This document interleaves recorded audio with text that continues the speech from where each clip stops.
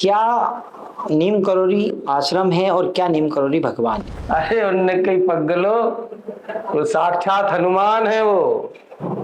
और हनुमान अमर होते हैं, वो रूप बदल सकते हैं, शरीर उनका शांत नहीं हो सकते। वो साक्षात भगवान उस ट्रेन में बैठे थे। तो ये बात क्या है, सही या क्या है इसकी सत्यता? तो बाबा भी रेल में बैठे थे और फर्स्ट क्लास के डिब्बे में। उस समय भारतीयों को फर्स्ट क्लास के डिब्बे में बैठना अलाउ नहीं था। बदतमीजी से उनको बाहर कर दिया। ट्रेन रुक गई थी उनको उतारने के बाद, और वो जब बैठे तो ट्रेन चल पड़ी। नीम करोली बाबा में स्टीव जॉब्स और फेसबुक के बड़े बड़े और बहुत मतलब इतने बड़े बड़े लोग वहां पहुंचे, तो अचानक उनको कैसे बुद्धि आई, उनको कैसे पता पड़ा है कि वहां जाना चाहिए? जब जिनके पति, जिनके बेटे कई युद्ध के कई दिन बाद नहीं लौटे, खबर भी आ गई कि लापता हो गए, तो बाबा ने कि जाओ, निर्भय हो, इतनी तारीख को आ जाएगा, इतने दिन बाद आ जाएगा, 1.25 साल बाद आएगा। और वो सारे लोग लौटे। फिर देश आजाद हो गया, सब अपने अपने देशों को चले गए। तो वहां भी नीम करोली बाबा पहुंचे गए। नमस्कार, राजीव टाइम्स के इस खास प्रोग्राम में आपका स्वागत है। हमारे साथ में मौजूद है पूर्व प्रचारक रह चुके श्री प्रमोद झा जी, जो वर्तमान में नीम करोली आश्रम के संस्थापक हैं, जो इंदौर शहर के पिगडम्बर में मौजूद है। आइए बात करते हैं उनसे नीम करोली आश्रम के बारे में, नीम करोली बाबा के बारे में। भाई साहब, आपका बहुत बहुत स्वागत है। भाई साहब, बात हो रही है स्वयं नीम करोली सरकार की।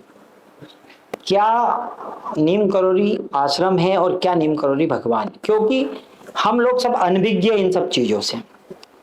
आपके मुखारबिंद से नीम करोली बाबा की एक आस्था जानना चाहते हैं।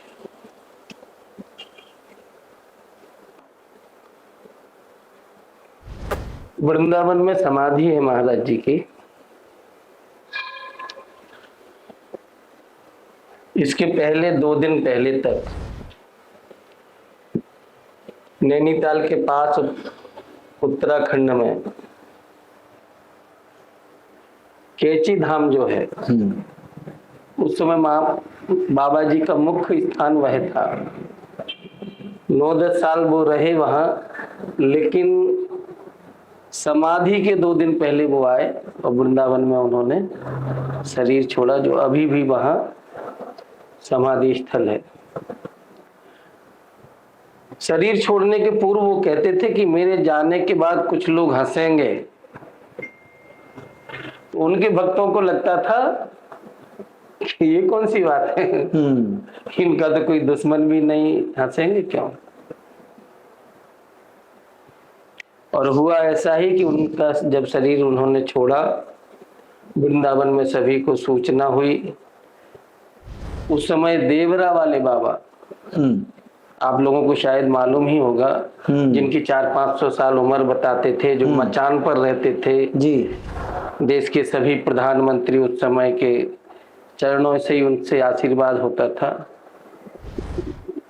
वो ब्रह्म ऋषि के समान उनका स्थान था।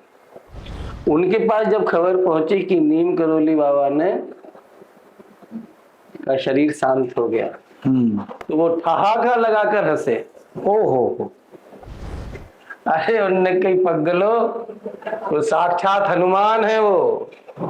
और हनुमान अमर होते हैं, वो रूप बदल सकते हैं, शरीर उनका शांत नहीं हो सकते वो। तो जो आपने प्रश्न किया कि वो क्या थे, तो साक्षात हनुमान जी के। और मैं अपनी बुद्धि के अनुसार कह सकता हूं कि चूंकि आज भी यदि हम हनुमान जी की आराधना करते हैं, सामने आ जाए तो हम शायद उसको जी सहन नहीं कर सकते, उस स्वरूप को। उनका एक रोशनी भी हम सहन नहीं कर पाते, और इसलिए सूर्य को देखने के लिए हम थोड़ा सा ब्लैक चश्मा लगा लेते हैं। तो मनुष्य रूप में वो, कि जिससे तुम उनका सानिध्य, दर्शन, कृपा प्राप्त कर सको। तो हनुमान जी की कृपा हम सभी पर बनी रहे, इसके लिए साक्षात वो कभी प्रकट हुए थे कुछ समय के लिए। ये भारत का भाग्य है, ऐसे कई ऋषि मुनि, कई महापुरुषों के, देवताओं के अंश रूप प्रकट होते हैं और हम सब लोगों पर कृपा करते हैं। तो एक तो आपको इस घटना बताने का उद्देश्य था कि बाबा साक्षात हनुमान जी के अवतार। फर्रुखाबाद में अकबरपुर एक गांव है, वहां उनका जन्म हुआ। उसकी तारीख अभी निश्चित लोगों को पता नहीं है। छोटी आयु में 9 साल की उम्र में वो बावनिया चले गए। गुजरात में है, ताल में खड़े होकर कई सालों तक साधना की। सारी सिद्धियां उन्हें प्राप्त हुई, चर्चा का विषय हो गए, छपना शुरू हो गया। तो घर वालों को मालूम चला कि यार ये वो, और वो ढूंढते ढूंढते उनको वहां आए। उस समय वो तलैया वाले बाबा के नाम से फेमस हो गए थे। अच्छा, फिर तलैया वाले बाबा गुजरात में फेमस हुए, फिर केची धाम उत्तराखंड, वो यात्रा कैसे पहुंची? तो घर वाले लेकर आ गए फर्रुखाबाद में। हाँ, जहाँ इनका जन्म स्थल है। हाँ, अकबरपुर। घर ले आए उनको, और उन्होंने कहा कि आपके कुछ सामाजिक दायित्व हैं, चूंकि बचपन में आपकी शादी हो गई थी। तो उन्होंने उसको स्वीकार किया। अच्छा। तो 2 पुत्र और 1 पुत्री। तो गृहस्थ थे बाबा? वो जब गए थे उनको तो मालूम नहीं था, लेकिन बचपन में पहले शादी हो जाती थी। तो घर वालों ने कहा कि आपका कुछ सामाजिक दायित्व है, आपकी शादी हो गई है जी। तो फिर उन्होंने गृहस्थ जीवन व्यतीत किया। तो 2 पुत्र और 1 पुत्री उनको। फिर वो पत्नी से कहकर कि आप सुबह याद करोगी तो शाम को आ जाऊंगा, शाम को करोगी तो सुबह, अब मैं फिर से साधना के लिए। तो वो चले गए नीम करोरी गांव, जो फर्रुखाबाद में है। वहां एक हनुमान जी का मंदिर है, वहीं साधना करने लगे। वहां यश कीर्ति प्रतिष्ठा उनकी बहुत हो गई। और इसी कारण से शायद मैंने अपने मन से सोच रहा कि उस भीड़ से बचने के लिए, साधना करने के लिए वो वहां से उन्होंने तो ट्रेन में बैठ गए। हाँ, वो एक ट्रेन की कहानी में इसी पे आ रहा था भाई साहब कि ट्रेन की एक कहानी बड़ी प्रचलित होती है। हर आदमी की जिज्ञासा होती है कि साक्षात भगवान उस ट्रेन में बैठे थे। तो ये बात क्या है, सही या क्या है इसकी सत्यता?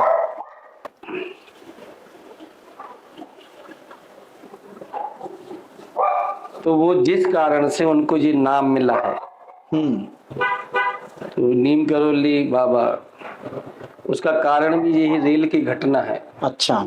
उस समय रेल में बैठना और रेल में बड़ी बात होती थी। तो बाबा भी रेल में बैठे थे और फर्स्ट क्लास के डिब्बे में। उस समय भारतीयों को फर्स्ट क्लास के डिब्बे में बैठना अलाउ नहीं था।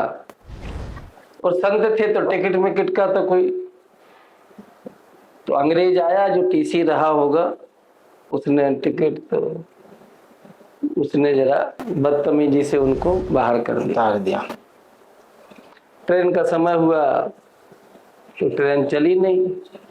जो भी प्रोसेस है वो सब किया गया, बड़े अधिकारियों को बुलाया गया, ऐसे 3-4 घंटे।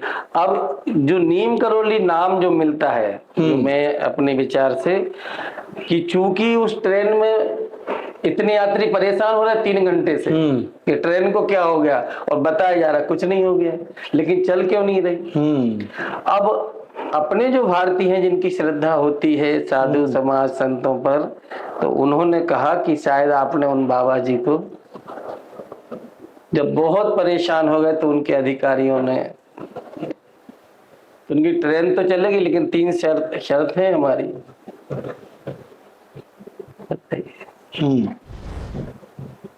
एक तो आप फर्स्ट क्लास में भारतीयों को नहीं रोकेंगे कभी।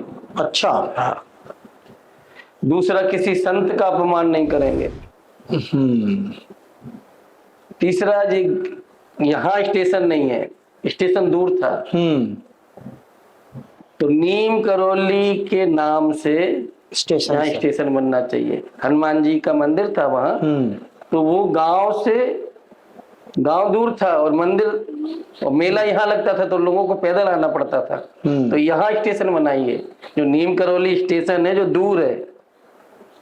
तो उनने सब कहा, और उनकी टिकट चाहिए तो उन्होंने टिकट का ऐसा ढेर लगा दिया फर्स्ट क्लास के टिकटों का। ओहो हो। अब ये पूरी ट्रेन के लोग देख रहे हैं। और वो जब बैठे तो ट्रेन चल पड़ी। अब ये जो पूरी भारत में एक दिन में प्रचार जो हुआ, अब जितने ट्रेन में बैठे थे जहां जहां के, अब उस समय ट्रेन मतलब हवाई जहाज जैसा होता होगा बैठना, तो पूरे देश में चर्चा की कोई नीम करौली का बाबा है जिसने गाड़ी ट्रेन रुक गई थी उनको उतारने के बाद और वो बैठे तो चली। वहां से वो नैनीताल में एक हनुमानगढ़ी स्थान है, वहां आए और ऐसे ही चलते चलते टहलते टहलते नीचे की तरफ आ रहे थे तो एक घर में कुछ खाने को दे दो, तो उसके यहाँ 2-4 रोटियां बची थी तो उसने दे दी और उन्हें नाम लिया उसका, ए रमेश। अच्छा। तो उसने देखा जी कौन, कि तुम नहीं जानते मेरे को लेकिन मैं तुमको कई जन्मों से जानता हूँ। ओहो, जाओ रोटी लाओ, कुछ भूख लग रही है। तो उसने घर में कहा, अपने परिवारों में तो श्रद्धा रहती तो वो रोटी भी आई और उनकी माता जी भी भोजन रोटी खा के पानी पी के उन्होंने कहा जाओ गैती फावड़े लाओ। जो नदी है इसके उस पार वो है धोनी, सोमवारिया बाबा की। तो उन्होंने माता जी बोली कि हम तो 80 साल के हो गए, यहाँ किसी को नहीं। वो नदी का नाम भी शिप्रा है। अच्छा। हाँ। फिर भी संत हैं उनके, लाओ तुम लाओ। उसने और 2-4 लोगों को इकट्ठा किया जैसे तैसे नदी पार करके, और वहां जब खुदाई की तो वहां जलती हुई धूनी मिली इन लोगों को। क्या बात है। फिर महाराज जी ने वहीं अपना स्थाई, जिसका नाम है कैंची धाम, वो गांव कैंची था। फिर हनुमान जी की स्थापना अभी भी वो यदि गौर से जाएंगे तो पीछे की तरफ जो गुफा है वहां उन्होंने साधना की, दुनिया भर के चमत्कार लोगों को, और उस कारण से वो कैंची चूंकि अधिक समय रहे इसलिए वो कैंची नाम है, नाम से फेमस हो गए नीम करौली बाबा। और कैंची धाम वो ज्यादा समय तक रहे तो वहां कुल मिलाकर के हनुमान जी के अवतारी थे बाबा, और वो लीला करने आए थे। तो ट्रेन के माध्यम से लोगों को उन्होंने एक संदेश दिया। ये बात हुई नीम करौली बाबा। वर्तमान के परिदृश्य में देखा जाए तो हाल ही में हमने सुना कि नीम करौली बाबा में स्टीव जॉब्स और फेसबुक के बड़े बड़े और बहुत मतलब इतने बड़े बड़े लोग वहां पहुंचे। तो अचानक उनको कैसे बुद्धि आई, उनको कैसे पता पड़ा है कि वहां जाना चाहिए? क्योंकि बहुत सारे मंदिर है भाई, हमारे हिंदुस्तान की बात करें तो 4 धाम है, जगन्नाथ जी, बद्रीनाथ जी। पर अगर वहां से बात की, जो विदेश के जो लोग आए हैं, जो बहुत बिलियनर्स थे, ट्रिलियनर्स लोग थे, वो केवल कैंची धाम आए, तो क्या ऐसा उनको कोई आभास हुआ था? वो कुछ कहानी हो तो वो थोड़ा साझा करें। जैसे मैंने कहा कि एक ट्रेन की यात्रा से, घटना से पूरे देश में बाबा जी जानने लगे। ऐसे पूरी दुनिया में बाबा जी का पहुंचना, उसका भी एक कारण है। नैनीताल जो है वो अंग्रेजों की छावनी थी। अच्छा। और द्वितीय विश्व युद्ध में अंग्रेज भी सब लोगों को भाग लेना पड़ा। जब जिनके पति, जिनके बेटे कई युद्ध के कई दिन बाद नहीं लौटे, खबर भी आ गई कि लापता हो गए, तो चाहे अंग्रेज हो चाहे भारतीय हो, सभी तो संतों के पास जाते ही है कि तो ऐसे बहुत सारे लोग उस समय, तो बाबा ने कि जाओ निर्भय हो, इतनी तारीख को आ जाएगा, इतने दिन बाद आ जाएगा, 1.25 साल बाद आएगा। और वो सारे लोग लौटे। अच्छा। कोई 12 साल बाद लौटा, कोई 2। तो वो सारी अंग्रेजों की छावनी, फिर देश आजाद हो गया, सब अपने अपने देशों को चले गए। तो वहां भी नीम करौली बाबा पहुंचे गए। ओहो। अंग्रेजों के माध्यम से जो यहाँ छावनी में रहे होंगे, और पूरी दुनिया में चूंकि अंग्रेजों का साम्राज्य उस समय था, तो ये अधिकारी वहां से कोई ब्रिटेन गया, ब्रिटेन के तो थे, कोई जर्मनी गया, कोई फ्रांस गया, कोई अमेरिका, विश्व प्रसिद्ध हो गया। तो उनके साथ में वो बाबा जी भी साथ गए। और इसी घटना की कभी इनकी परिस्थिति खराब हुई स्टीव जॉब्स की, तो उनके मित्र ने कहा कि ऐसे कोई चमत्कारी बाबा हैं।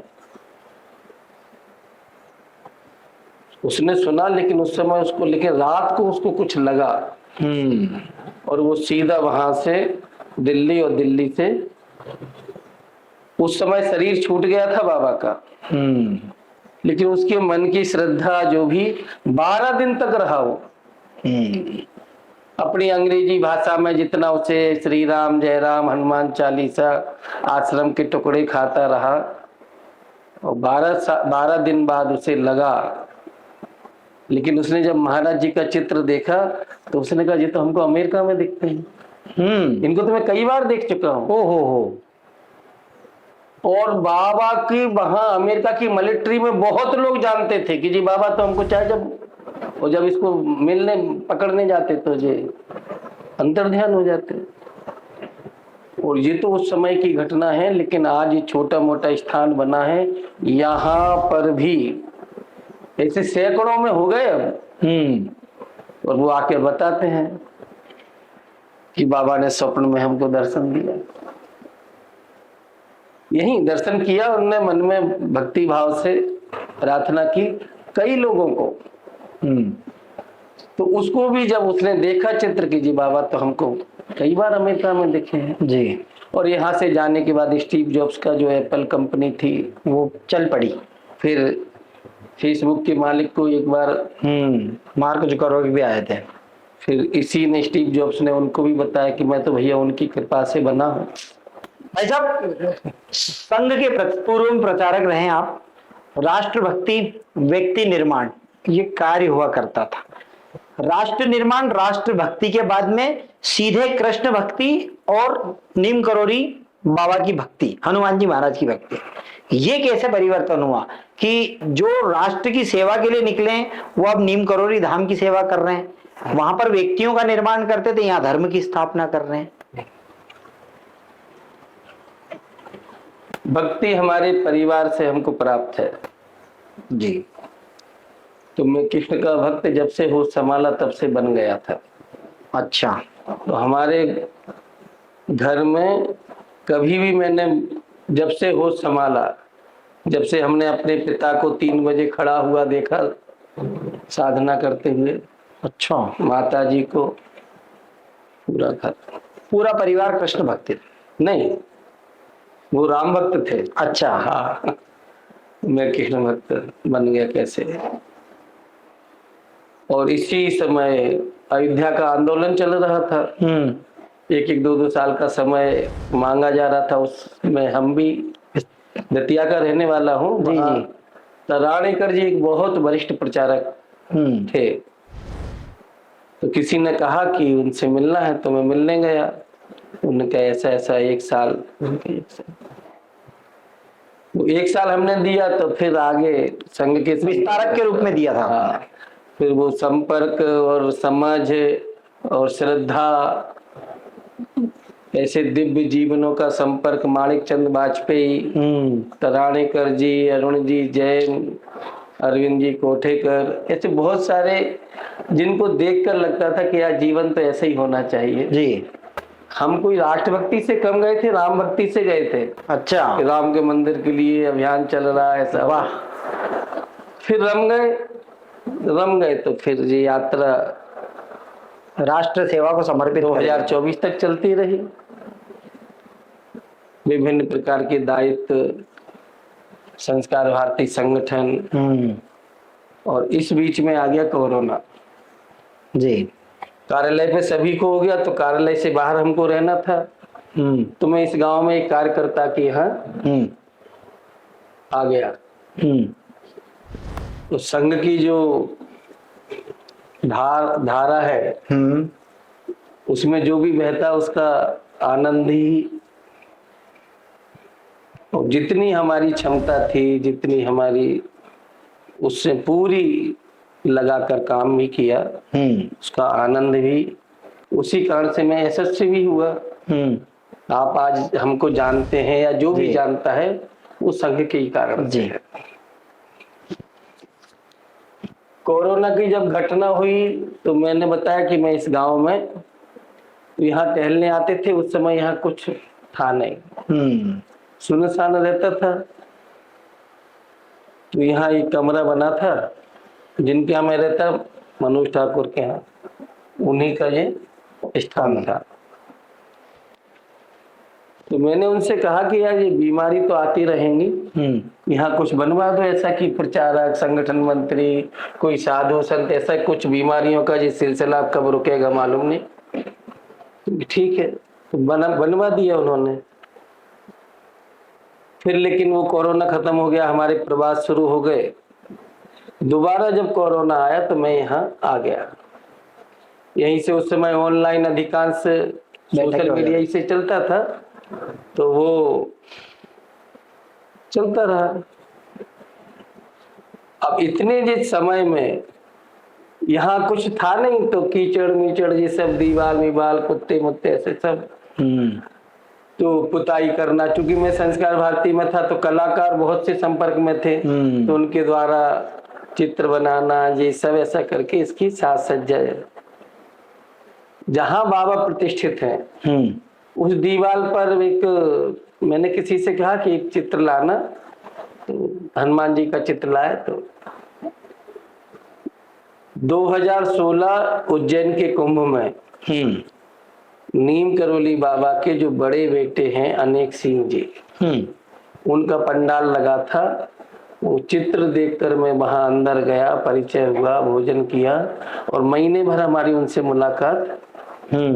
भोपाल में उनका घर, उन्होंने चूंकि नौकरी करते थे राज्यपाल के यहाँ, तो वहीं उन्होंने घर बना लिया था।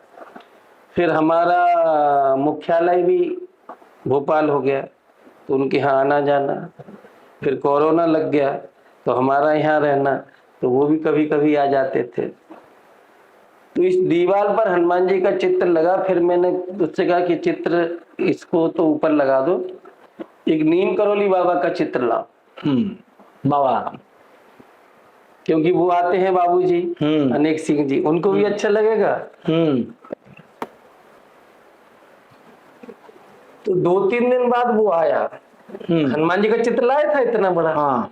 लेकिन जब बाबा का चित्र लाया तो जी आपने देखा होगा, विशाल, बहुत भव्य और बहुत सुंदर, और लाने वाला भी मुसलमान था। ओहो, क्या बात। तो मेरे मन में आया कि यार महाराज जी की कुछ इच्छा तो नहीं है। तो उसको मैंने कि रखो अभी से। फिर पंडितों को बुलाकर इस विग्रह की प्राण प्रतिष्ठा हुई है। 3 दिन का कार्यक्रम हुआ। अच्छा। और इसकी प्राण प्रतिष्ठा होकर फिर हम मंगलवार को प्रवास करते तो आरती भी कर लेते। मंगल को चूंकि मैं आता हूँ तो हमारे मिलने वाले आ जाते कि चलो मंगल को भाई साहब मिलेंगे। तो रीलें डलने लगी तो और भी लोगों को मालूम होने लगा, तो वो आने लगे। ऐसे करके वो धीरे धीरे धीरे, और फिर जब लोग आने लगे तो मेरी भी इच्छा कि अब महाराज जी यहाँ प्रत्यक्ष विद्यमान है, इसका प्रमाण देता हूँ। नीम करोली बाबा जहां जहां उन्होंने गए वो साधना करने के लिए, तो सबसे पहला काम करते थे वो हनुमान जी की प्राण प्रतिष्ठा। अच्छा। उनको जंगल है या कोई व्यवस्था नहीं, तो वो मिट्टी की, गोबर की ऐसी बनाकर हनुमान जी की प्रतिमा बनाते थे, फिर अपनी साधना शुरू करते थे। मतलब पहले बाबा जी आए और फिर हनुमान जी की स्थापना की। क्या बात है। महाराज जी की प्राण प्रतिष्ठा हुई, इसके महीने भर के अंदर एक दंपत्ति इस स्थान को खोजते खोजते आए। ओहो। और उन्होंने कहा कि 12 साल से हमारे घर पे एक लाल पत्थर की प्रतिमा रखी है। और हमारे ससुर जी लाए थे, लेकिन 8 साल पहले उनका शरीर शांत हो गया, तो प्रतिमा रखी है। तो उनकी हमारी इच्छा है कि उनको यहाँ, तो उनकी 12 साल से है, अभी इच्छा क्यों हुई? तो उनके हमारे गुरुदेव आए थे, संत कोई उनके यहाँ, और उन्होंने देखा, उन्होंने जी हनुमान जी यहाँ क्यों, इनको घर से उचित स्थान पर ले जाओ। उन्होंने मेरे को अभी 12 साल से रखे गुरुदेव, उनके कितने बार आए होंगे। सही बात है। या कोई पहली बार भी आया होगा तो उसी समय आए जब बाबा आए, और वो 10-12 दिन बाद ढूंढते होंगे यहाँ का स्थान, बोले किसी ने नहीं। ऐसे हम खोजते घूम रहे थे कि कहाँ, और हनुमान जी फिर ऐसे हुई नीम करोली पिगडम्बर की स्थापना। तो महाराज आ गए हैं, इसका प्रमाण है कि हनुमान जी की स्थापना हुई है, क्योंकि हमारी योजना में हनुमान जी नहीं है। हमारी योजना में नीम करोली बाबा, चूंकि उनके बेटे से परिचय हुआ, हाँ, उस माध्यम से हम नीम करोली बाबा के, और उस कारण से ये सब हुआ। और बाबा की इच्छा के कारण से ये कोई आश्रम नहीं, कोई धाम नहीं, लेकिन वो लोग आते गए, कारवां बनता गया।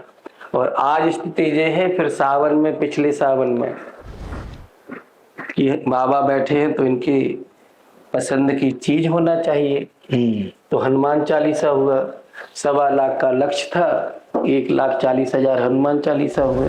क्या बात है।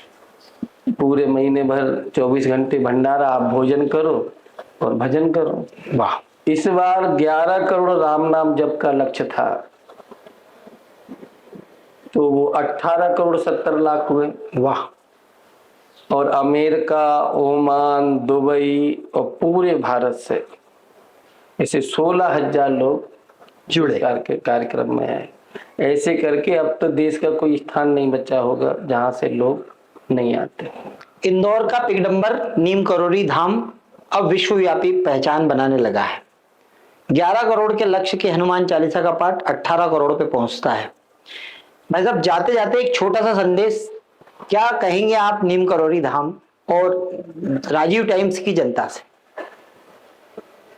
पहले तो मैं एक आपके दर्शकों को एक निमंत्रण देना चाहता हूं कि 28 मई 2026, इसी महीने की बात कर रहा मैं, चतुर्थी स्थापना दिवस है।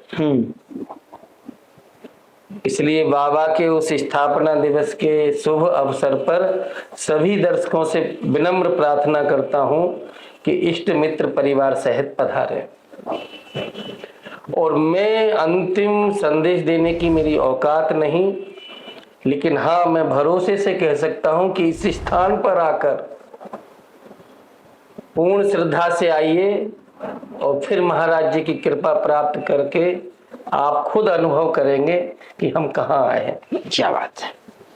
तो 28 तारीख का निमंत्रण, परिवार सहित, दिन में कभी भी आए। सुबह आएंगे तो नाश्ता मिलेगा और दोपहर के बाद आएंगे तो भोजन प्रसादी मिलेगी। एक बार अवश्य आए और उसकी अनुभूति आप स्वयं करेंगे, इतना मैं आपको भरोसा दिलाता हूं। बहुत बहुत धन्यवाद। तो ये थे हमारे साथ में प्रमोद झा जी, जिन्होंने नीम करोली आश्रम पिगडम्बर की स्थापना की है और बाबा के कुछ रहस्यमय बातें हमसे साझा की है। राजीव टाइम्स में बने रहें, आपको समय समय पर ऐसी जानकारी राजीव टाइम्स पहुंचाता रहेगा। धन्यवाद।